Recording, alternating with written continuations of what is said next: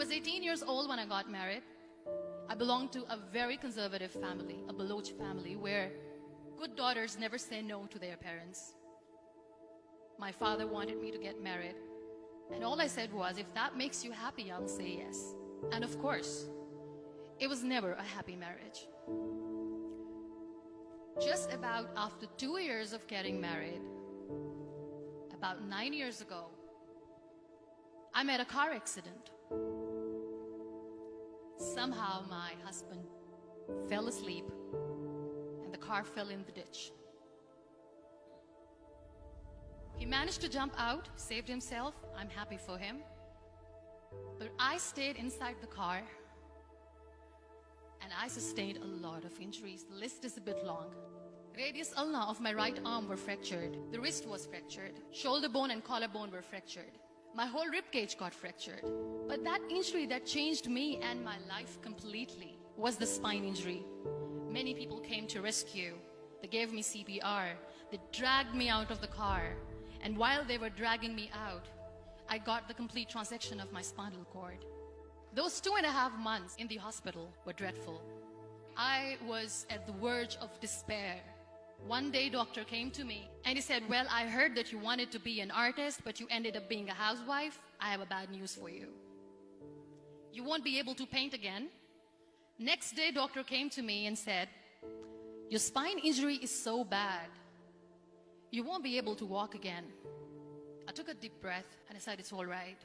Next day, doctor came to me and said, because of your spine injury and the fixation that you have in your back, you won't be able to give birth to a child again. That day, I was devastated. I started to question my existence. Why am I even alive? So what kept me going was, one day I asked my brothers, I know I have a deformed hand, but I'm tired of looking at these white walls in the hospital and wearing these white scrubs. Bring me some colors, bring me some small canvas. I want to paint. So the very first painting I made was on my deathbed, where I painted for the very first time. What an amazing therapy it was. Without uttering a single word, I could paint my heart out. I could share my story. People used to come and say, what lovely painting. So much color. Nobody could see the grief in it. Only I could. And that day I decided that I'm going to live life for myself.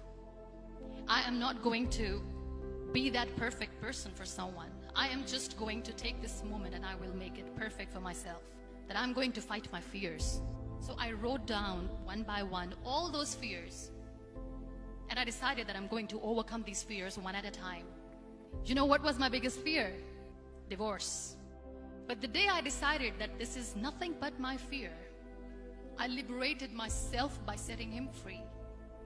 And I made myself emotionally so strong that the day I got the news that he's getting married, I sent him a text that I'm so happy for you and I wish you all the best.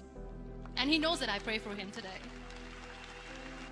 Number 2 was, I won't be able to be a mother again. And that was quite devastating for me. But then I realized there are so many children in the world, all they want is acceptance. So there is no point of crying, just go and adopt one. And that's what I did.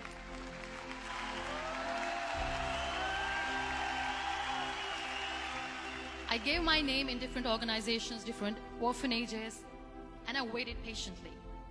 2 years later, I got this call from a very small city in Pakistan. I got a call and they said, are you Muniba Mazari? There is a baby boy and would you like to adopt? I could literally feel the labor pain. I said, yes, yes, I am going to adopt him. I am coming to take him home. And that day, Niall was 2 days old, and today he's 6.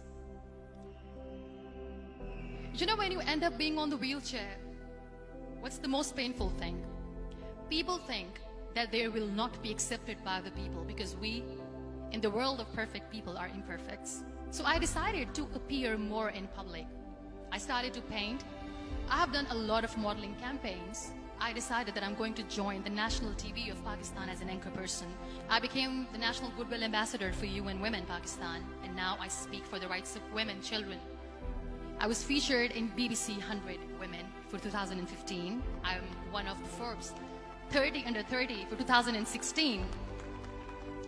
So when you accept yourself the way you are, the world recognizes you. It all starts from within.